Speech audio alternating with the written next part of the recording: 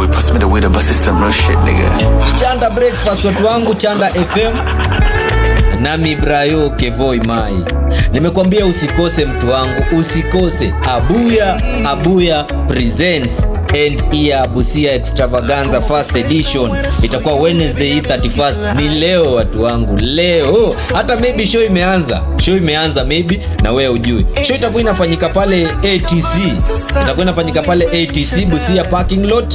Watu wangu kujeni. Entry ni free. Kutakuwa na good music, good vibe. Watu watakuwa na enjoy Busia by Busia. Watu wa Busia ndo watakuwa pale. Sawa? So tusikose. Huyo ni Harmonize Good time, good vibes. Hapa ndani ya takupenda kesho tukikosa leo Mayo.